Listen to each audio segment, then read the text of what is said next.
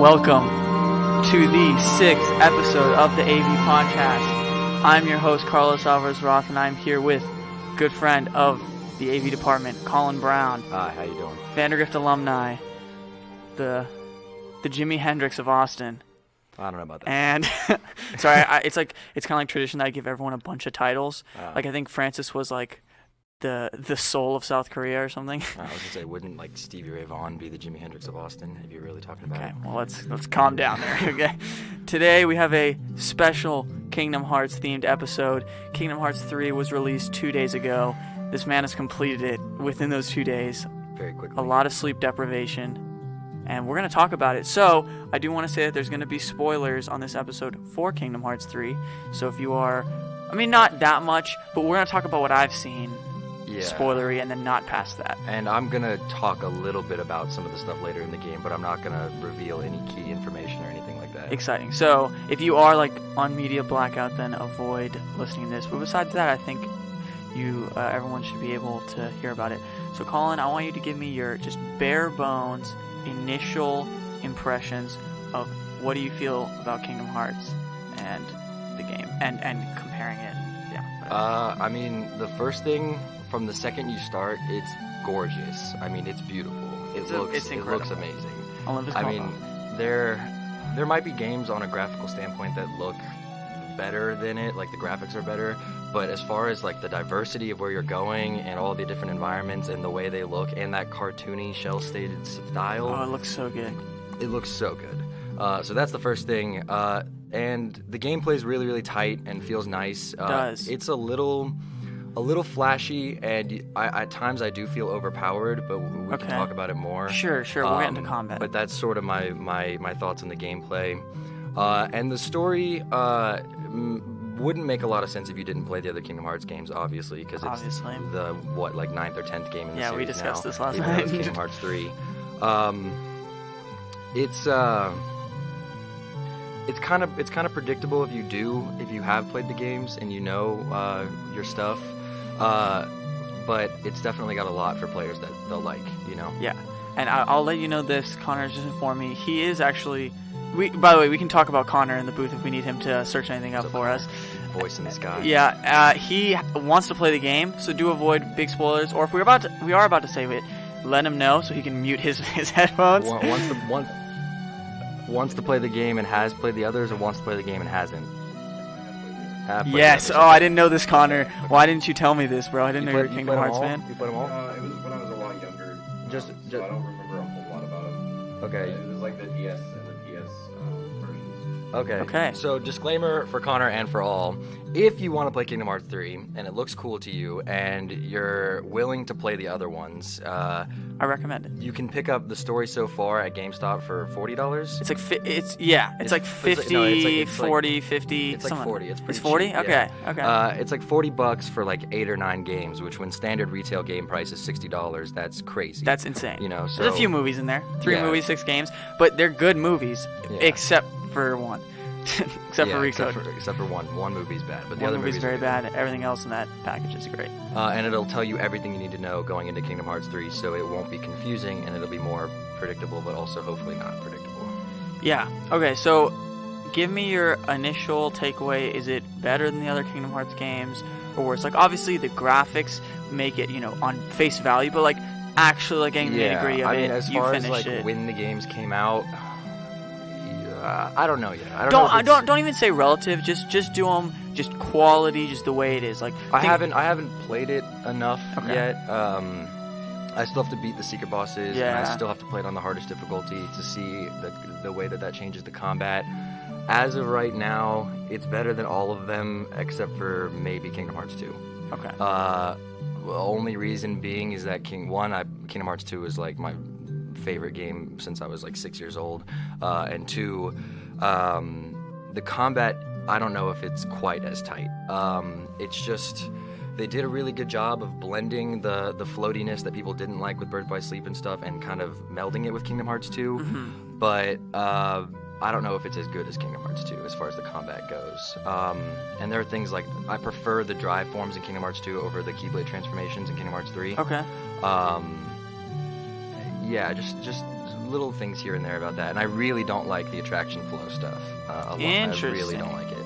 Or I don't really don't like it, but I think it's annoying after a while. It's flashy and cool at first, but every single one was revealed in the trailers, so there's not a single new one. That's just funny. Yeah, and so you've seen them all. You've seen that they look cool. They do a bunch of damage, and you get them all the time. You constantly have them. Have you ever gotten them on a boss fight? Yeah, I got them on all through the end of the game. I got them. Wow. They aren't as prevalent in boss fights, depending on the boss fight. Like big behemoth bosses, they'll be prevalent. Yeah. But bosses that are small, like other Keyblade wielding bosses and stuff, you might get one or two during the course of the fight. But for the most part, you're generally safe. But during traveling worlds and stuff, it's like every 30 seconds an attraction command pops up, and then all of a sudden you're riding a pirate ship and you're killing everybody. Yeah. Which is cool the first few times you do it, but then eventually you're like, there's no challenge to this. I can just run away until my pirate ship thing comes back, and then I can kill them all. Yeah. You know, so it can be a little frustrating sometimes. That's fair. All right. So yeah, I guess I agree with you on that combat standpoint. That I feel like I guess I haven't really I haven't interacted with them in any sort of boss fight yet, but I feel like they're just fun for like a lot of like control, like when there's a lot of enemies. But obviously, like you said, if it's more difficult. But I don't know. I guess I get the feeling that in this game there's a lot more enemies. Like in general, like think about when like a group of enemies spawns. It's like a lot usually. You're right. And so I feel like it helps mitigate it, where it's like I feel like it could start dragging if you got these huge groups of enemies and you didn't have any way to do like group control. See, you know what I'm saying? the thing is that you do. You have both Donald and Goofy have two limits to themselves that are on the same kind of random appearance track that the attraction flows are on. Interesting. Yeah. And you also get limits. You get Meow Wow, Simba, Ariel, and Stitch. You can summon all of them. Yeah, Lynx. So also do that. Yeah, and Lynx, not limits. The limits are for Donald and Goofy and other party members and stuff. But considering every party member gives you some sort of crowd control attack, and Donald and Goofy both each have 2 by the time you get to the end of the game, you don't need attractions, you know? Yeah. And if they were going to put them in the game, I would prefer that they were much more dulled down. Yeah. I'll say my favorite attraction is the water one, because that's the one that allows like the most control, and it's a little more like you're like picking it. It reminds me of the Wreck-It Ralph summon. Well, I would say it's either the Splash Run one that you're talking about, or the Blaster. The first person one. Yeah, that one's fun. Cool, that one's fun. If you shoot the finish on that one too, it does a lot. It looks cool. It does. Yeah, that one's fun. I do appreciate that they allowed you to skip the little intro sequence for each of them though. You can press square to skip. Like they understand that it takes a long time and it can be kind of annoying. And I do like how they've added you can trigger the finish whenever you want. I think that was a really smart thing to do with a lot of those. Unless it runs out and then it triggers. Of course, you will if you have that ability equipped. But yeah, you get that really early. Oh, okay. Yeah, it's actually I didn't even know that. Yeah, it's like an ability you have to get equipped. But it's definitely like, I think it's smart because I don't know. There's just times where I was like in Birth by Sleep and I like the wrong like form I changed into, and I'm like, okay, well, I'm stuck on this form until I finish it, and it's just like stuck, or until it drains out. But like those two things are kind of, you have to wait, especially if you're like in the middle of it.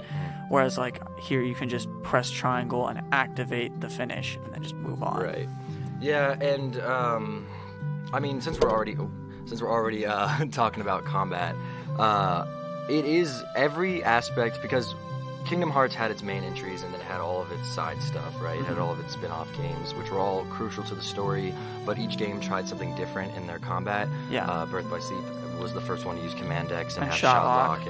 And the Command Decks, man. Kingdom Hearts 3D had Flow Motion. Yep. And people really liked Shot Lock, so they took Shot Lock and put it into Kingdom Hearts 3, but they powered it down a little bit because Shot Lock was kind of your best ability in Birth by Sleep. Now you have so many other ones that they needed to die down, which is good, because if Shot Lock was as good in Kingdom Hearts 3 as it is in Birth by Sleep, that game would have been even easier. Yeah. And it was pretty easy to beat, especially on standard mode. I didn't die a single time. So I haven't died yet. It is a very easy game so far. And I've heard from the one friend that I have who's beaten it on its hardest difficulty so far that he only died a few times. So it is an easy game.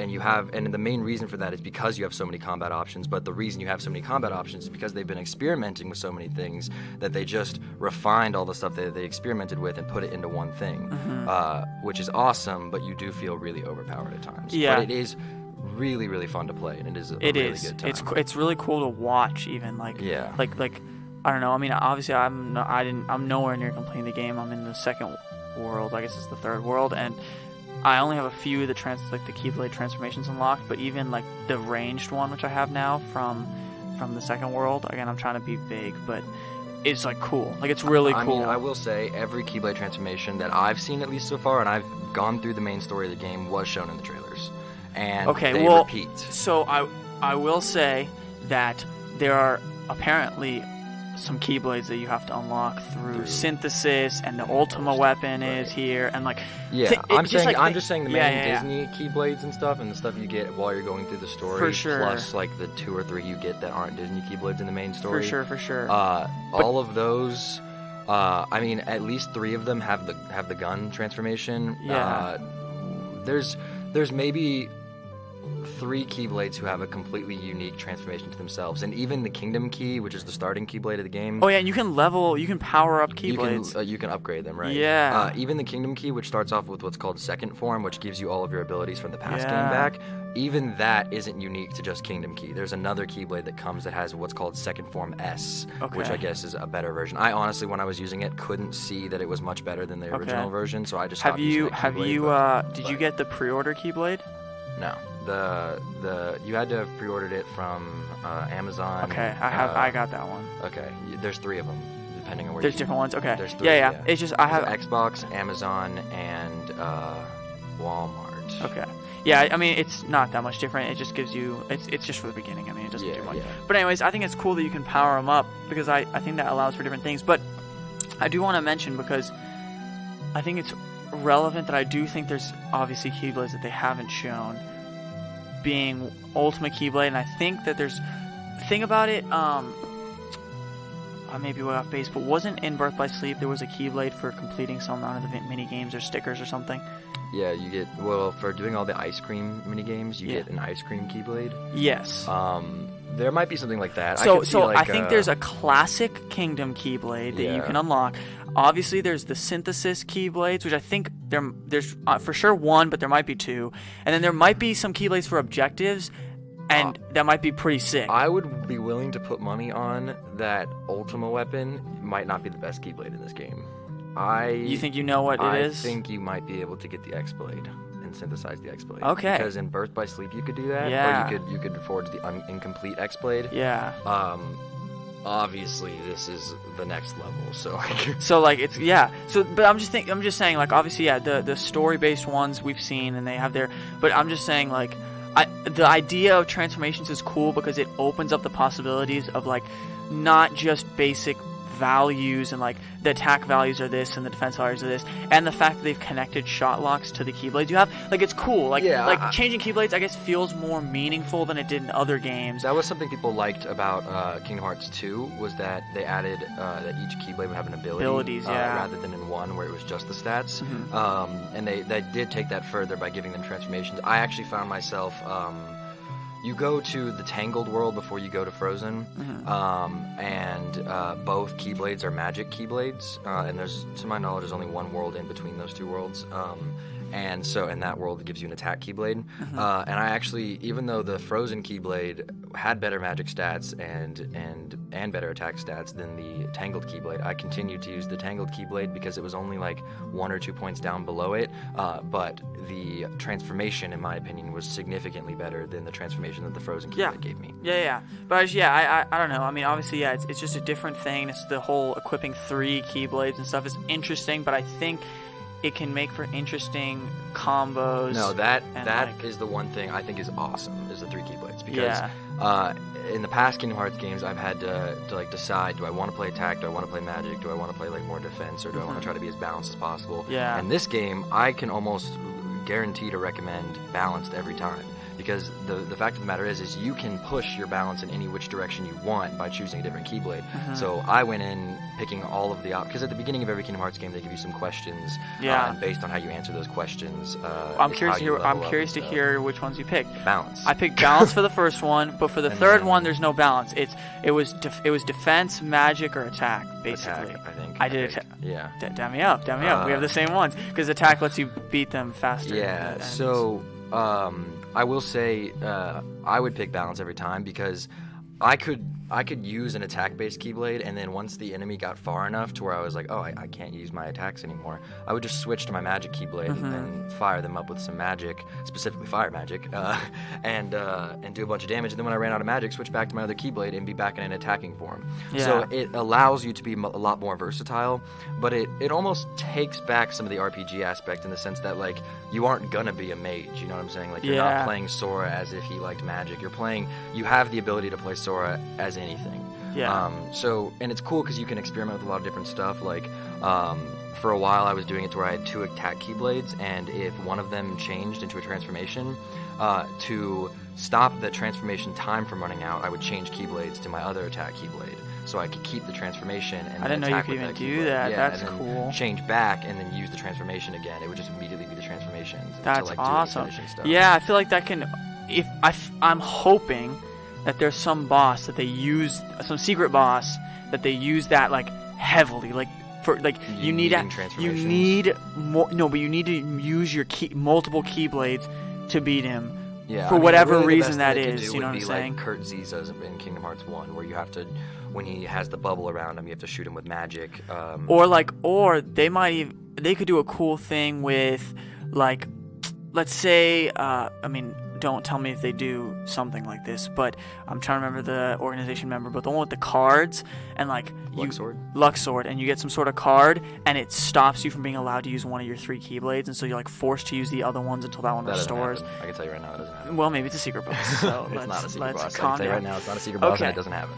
So we're now I do want to talk about the beginning of the game, since that's something that we've both done. So there will be story spoilers. This is for you, Connor. Just a little bit, because I want to talk about the beginning. There's not really anything in the beginning that... Stop, bro. Except for right Stop after the first world. Hating on my beginning even the middle stuff. The game really doesn't start packing in a lot of story until you're like on like the second to last world. I feel like the cutscenes are hours. It was like a 45 minutes of cutscene until the second world. At the very beginning, you do get like a little bit of an introduction, but after that, it really does die. You get like slices of cutscenes. You get a cutscene slice every time you beat a world. Of course. And it's like a 5-ish minute cutscene. It's nice. It's satisfying. That's how all the games are, dude. Tell me there's cutscenes but in Kingdom Hearts 2, of after you go through all the worlds one time, you go back to Twilight Town, do some stuff in Twilight Town, and then go back to Hollow Bastion, and then you do all that stuff in Hollow Bastion, and then you go to Tron, and then there's a new world, and you go back to Hollow Bastion, you're doing the 1000 Battle of Heartless. Yes. It's crazy. Yes. But there's no, like, middle point in Kingdom Hearts 3 for that. That's Which fair. is somewhat disappointing, because even Kingdom Hearts 1 had that, in a sense, because you have to go back to Traverse Town again to fix up your gummy ship to get the warp gummy to work so you can go to, like, Agrabah and stuff. But like, think about... Here's, I guess, my comment on that, and obviously I have not played all the worlds, so I don't know how involved this is, but at least the main thing that annoyed me in the original Kingdom Hearts games was that playing through the Disney worlds was, like, had zero connection to the story. You're just going through them because you're just going through them. You're just exploring. And I feel like it was Kingdom Hearts 1, too. Well, Kingdom Hearts 1, the reason it feels like that is because that game, the bad guy for most of the game is Maleficent. Of course. So she is a Disney villain. And the point but like of me going to story, Atlantica, dude. Sorry, I'm just gonna hate on Atlantica right now. Atlantica's bad. Garbage. Bad. Why really bad. did I have there was? I used the aerial summon in Kingdom Hearts 3, and then the music started playing from Atlantica in the original games. I got PTSD and had to finish, turn it off. I hate that Atlantica. Okay, but here's my point about that. At least so far, again, I can't speak for the whole game, but the worlds that I've gone to, like, so okay. Actually, I have 2 things to say. One, the worlds that I've gone to, like, there's a bunch of purpose behind them, and the villains in the story are integrated into the world. So it's not like I'm just going to Atlantica and, like, seeing what's up in Atlantica. Like, I'm in, the toy box, and young Xehanort's running around, and I'm like, oh my god, he's capturing all the people in this world, and it's like that, relevant. But it's the same thing as in 3D, where it was doing that, where they just show up. They show up, and they say something ominous, and then they leave. Yes. They do stuff, and I will say, the later worlds kind of have more interaction with the big bads, but like I like the big bads. But it feels minuscule, and it feels like Okay. it's not really pushing the story forward. It is, but it's just they are just there to give a reason to move it forward, And so then the other, rather than it being point- crucial that they are there. and I want you to clarify this for me because this did occur in a few cutscenes, and this may be where the discrepancy is. But for example, in the first, after the first world, after Olympus Coliseum, right? It then, or even after Twilight Town, you go back to Yen Sid, but you don't actually go to the world. It's just a cutscene of you in the world. There's a lot of places like that. And I think what they're doing with that is like they could have done what they did in the other games and make you fly back and walk up the stairs to the other world. But I think they're like, people were annoyed by that of just going back to just get the cutscene and head back out. So I don't necessarily get spoilers, but is it a possibility that maybe they're just taking you back in the cutscene so you don't have to fly all the way back? That's fair for stuff like Yen Sid's, but when I'm talking about Radiant Garden and Twilight Town, I want to walk around. I mean, Radiant true. Garden I and saw Twilight Radiant Town. Garden. It looks really good. Do you get to? You never go to Radiant Garden. You never. You see it. Yeah. You see Ansem's lab. You see Ansem's study, and you see that little front area. Yeah, I but saw you the don't front see area with anything Riku and else. Mickey. I mean, let's put it this way. Obviously, it's disappointing that I can't walk around in it. However, I mean, you can clarify this, but there are a lot of worlds, to my knowledge. There's even one that you said that I don't know about. Because I thought I knew about what was the best world, and then you're Okay. saying there's a best world that's not the best world that I thought I knew about.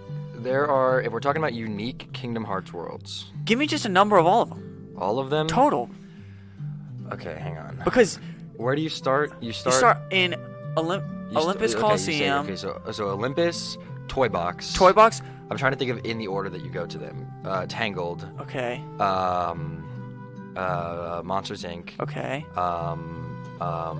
Frozen. Frozen. Yeah. Pirates of the Caribbean. Pirates. And San Francisco. Okay, and 7. If there are worlds that I don't know about, please don't give me the name. Twilight But we'll Town move is on. 8. Twilight Town, the Dark Realm, you're kind of in. Dark Realm. You're kind of in. It's that one. It's the you did the Riku segment. Yes, at the I beginning did the of game. Riku. It's that. It's just that. Count it. You go there 3 Count times. it. It's a world that you're walking around in. All right. Count it. I'll Keyblade. give it a half. 8.5. 8.5. Keyblade 8.5. Graveyard. Keyblade Graveyard. Stop, bro. It's the same thing though. It's just like in Birth by Sleep. If you were to take out the area with the tornadoes, it would be you start in that area, walk into another area, save. But would you not consider Keyblade Graveyard a world? I mean, Yen Sid's world is the same, like okay, small, fine. thing. I'll give it another half. Oh my. No, I'll give it a full. So Give we're it at a full. 9.5. 9.5. Then 9.5. Scala What did I give it half a at second ago? Kylum, you gave half to the Dark Realm. Yeah, that's a half for sure. Okay, A half. that's Keyblade fine. Graveyard, you can go back to as many times as you want, walk Yes. around it. That's a full world. Scala at 9.5. Kylum, Scala at Kylum. that's a world. Don't even spoil anything about that world, bro, but I just know it's a world. It's a world. It's a half. I'm gonna give it a half. You don't go there for anything other than the literal final boss fight of the game, and there's no areas. It's just one big area, and there's nothing there other than a crazy fight. Okay, stop. That's enough. That's it. Do you That's speak it, on though. that? It's just a fight. It's Okay, just a sure. fight. There's crazy. So it's another half. So that's just We're fine. at That's not 10. half. We're at 10. Then there's a world I don't know about. You're not telling me that That world. can count as 11. Then there's the water, the weird Sora in his dreams. That's the world you didn't know about. I mean, I That's know Final about that world. Well, then that's... That was in the trailers. That's 10. Okay, Or no, That's that's 11. 11, yeah. that's 11. And you're telling me there's no other worlds? There's no other... that's it. There's no Traverse Town? Nope. Okay. That's the only worlds. 11. That's little worlds. Yeah, I mean... But they're big. They're really the Disney big. worlds all take... I mean, comparable to Kingdom Hearts 1, you could probably knock out a Disney World in like an hour and a half. It's like 3 hours for Disney World. It's like 3-4 depending on where you are. Yeah. I will say... But the regions within the Disney worlds are really cool. Yeah, for the most part. At a best and worst case scenario, the two worlds that are most comparable are Tangled and Frozen, because they just are. Yeah. It's sort of the same idea. In Tangled, you're at the tower and you're trying to go to the town, and it's sort of like a linear path. And in Frozen, you're at the bottom of the mountain and you're trying to get to the top of the mountain, and it's a linear path. Whereas Toy Story, you're in a toy store, so you go anywhere in the toy store. And Olympus Coliseum. And Olympus Coliseum I is love just Olympus huge. Coliseum.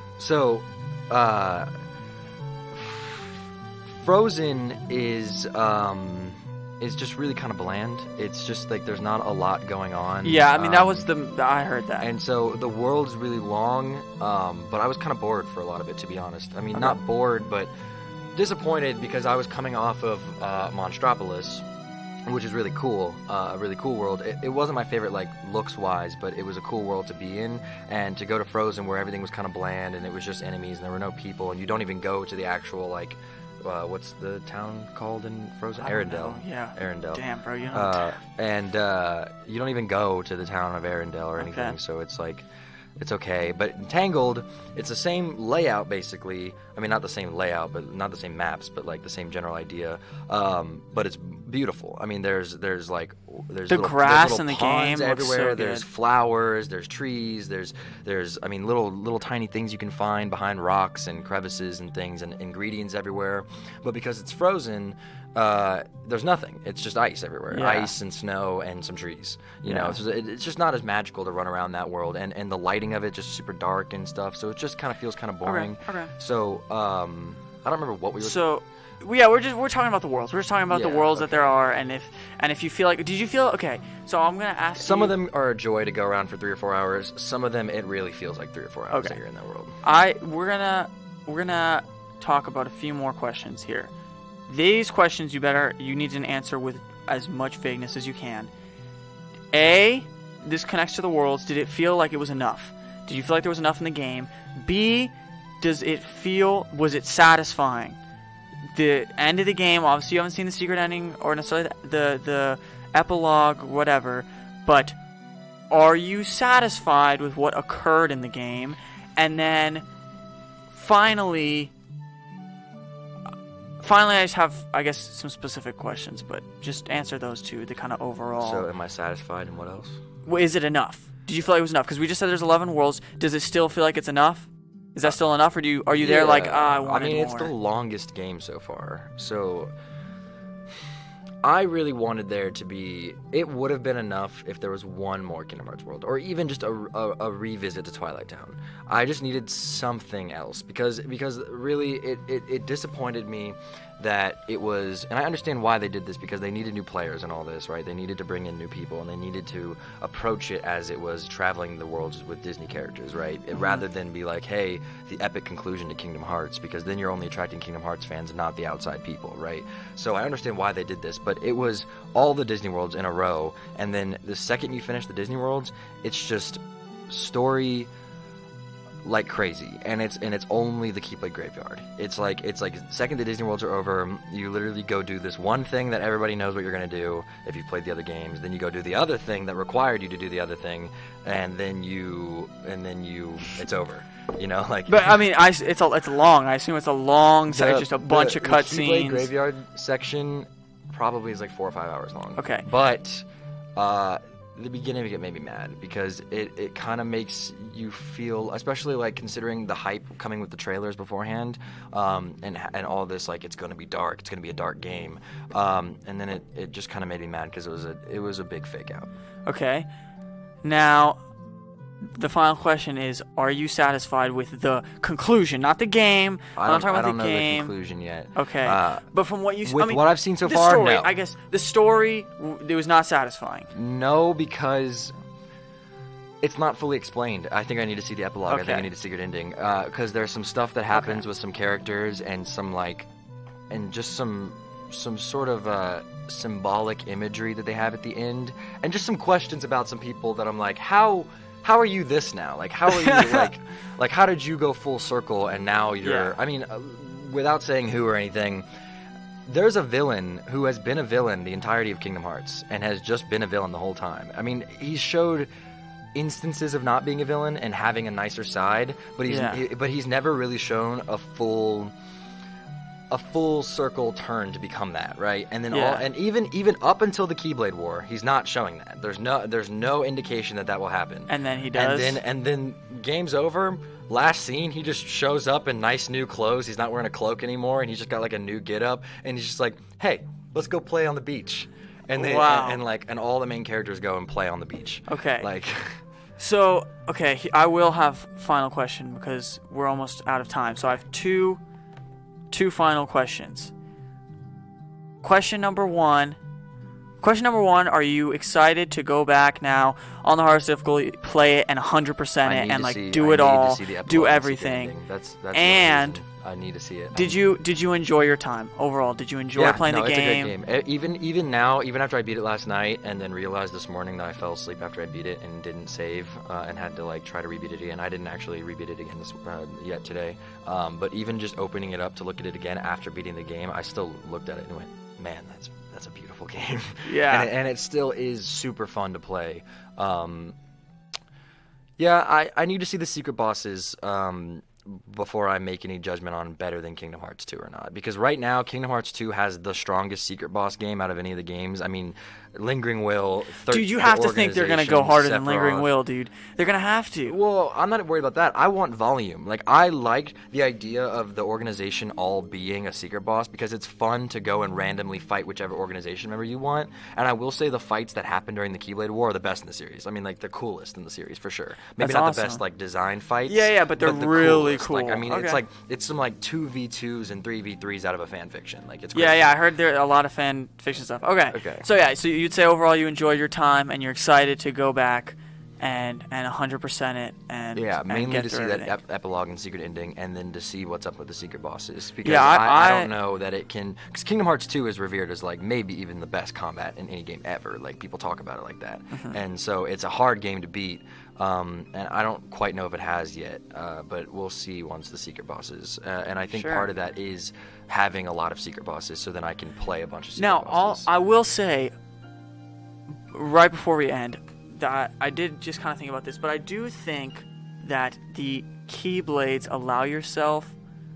Obviously, it's not the best way when it's like players have to choose to do this, but I do think that the Keyblades allow yourself to also choose kind of how you want to play, because if you want to play classic Kingdom Hearts style, you can just equip the Kingdom Key and just power it up the whole game and just keep it.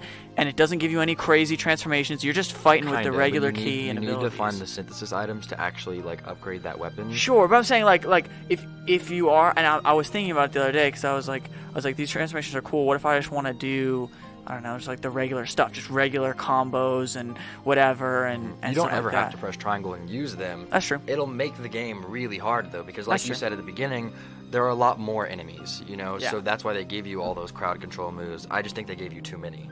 But if you were to try to do it without any of them, then that would be a hard game. Okay. But as of right now, I mean, Kingdom Hearts 3D is probably the hardest Kingdom Hearts game, in my opinion, by far. Man, and Kingdom Hearts 3D has sunk in my opinion. it's not. It's my most recent time playing it, I haven't enjoyed it that much. But that game makes this game look like a baby. I mean, that game is so hard, and this game is so easy. Yeah, but that game also is so empty and is kind of pointless. And it's not pointless, but it just overcomplicates irrelevant. everything. And it's not irrelevant. It brings in all the time travel stuff. It sets up everything leading into Kingdom Hearts 3, so it's not irrelevant. Well, the ending is, but the regular game, when you're walking around these empty towns that are just big for no reason. I mean, that's Kingdom Hearts 1 and 2.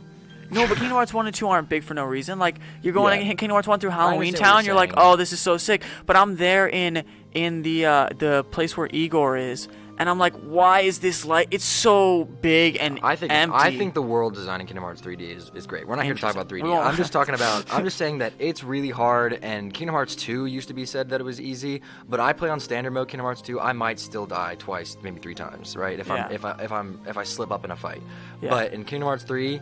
I could. I mean, once I've played this game a few times, I won't even have the slightest bit of struggle. Well, we'll see. We will come back on this podcast once we both completed it on the hardest difficulty and started some of the secret bosses and let's say a month's time where we can have experienced a lot more. Yeah. And we'll come back and see if your opinion on any of that has changed, and we can kind of reference this.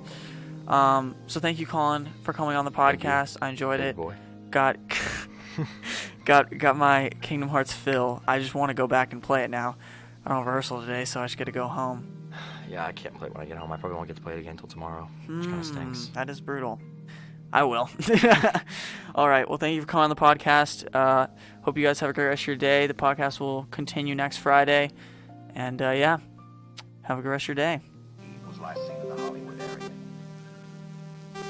Got me in the time.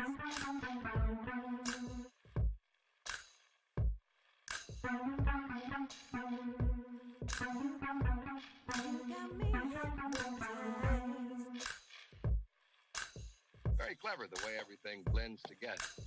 Things seem to balance.